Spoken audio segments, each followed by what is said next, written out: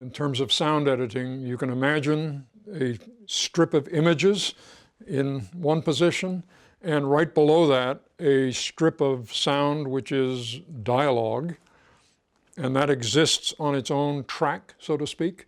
Below that, many dozens, sometimes hundreds of other tracks made available for different sounds. You can think of it as a kind of mosaic, and the sounds are little chips of sounds, and we have to put them in the right place. The important thing is to have a concept for what you're doing, not just throwing sound at the film and seeing what will stick, but to have an idea and to try to find the most effective sounds that you can find to make that happen. I would say 98% of all the sound that you hear in a film is added after the fact. At the time of filming, the concentration is on the dialogue and getting the dialogue as exact as possible. To achieve the final effect of the final soundtrack, there's a huge amount of replacement and addition of sounds. Why we do that is not only to make it sound more convincing for what you see, but frequently to add sounds that are shading into what you might call musical effects. I had recorded a sound at 3 o'clock in the morning to Barham Boulevard, the road that goes down into the valley. And it was a sound of a big rig, a semi-truck coming, and it careened down the valley. And so there was something wrong with its tires. And so it was making this kind of yin, yin, yin, yin, yin, yin, yin, yin, yin, yin, yin, yin, yin, yin sound. When we were doing The Godfather for the funeral, I looked in the background of the scene and you could see a bridge in the background with traffic. And I thought, there's no music for this scene.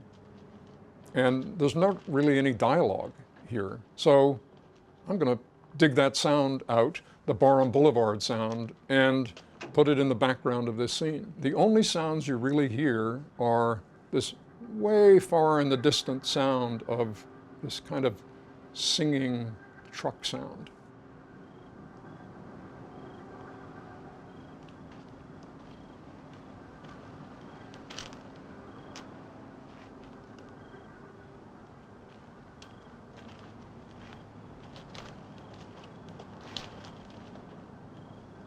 What is that? It doesn't really match anything you're looking at, but it gives you a sense of something is going to happen. It's unsettling. There are sounds that are not prompted by anything that you see, but we know, we who do sound, if we add this kind of sound, then the audience is going to feel a certain way about the scene and not be able to tell why they are feeling that.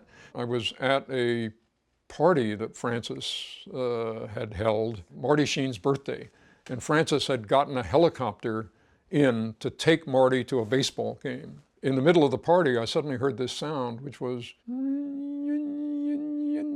it was the turbines warming up on the helicopter, and I suddenly saw the transition to the big scene where all of the helicopters are suddenly in action. They haven't taken off yet, but they're all waiting to take off. What I did was record this sound and then pre-lap it over the end of the Charlie Don't Surf scene.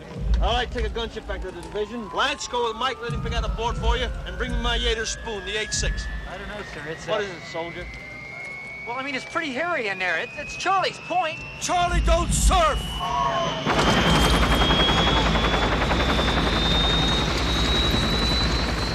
As the scene is kind of coming to its end, which is on the line Charlie Don't Surf, in the background, unexplained, is this turbine sound that is ramping up, getting louder and louder, and then at the cut, boom, you hit with 37 helicopters all sitting there on the ground vibrating in quintaphonic sound.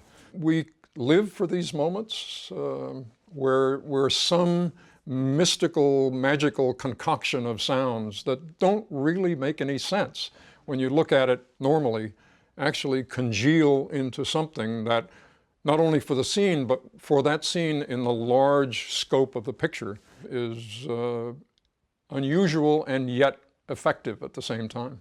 There are certain things that, for very peculiar reasons, sound better if you fake it than if you do it for real. When you walk in snow, you not only hear the sound, but you feel it in your foot.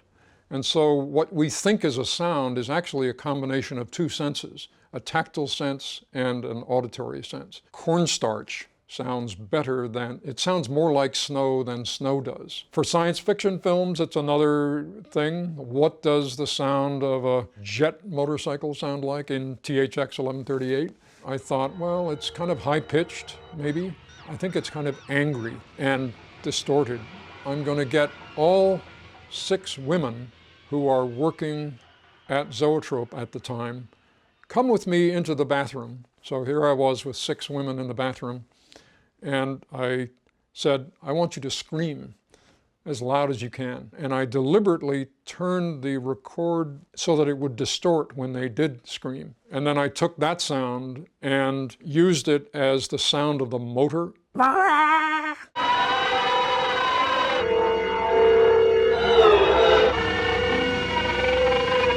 Sometimes you wonder, where did ideas come from?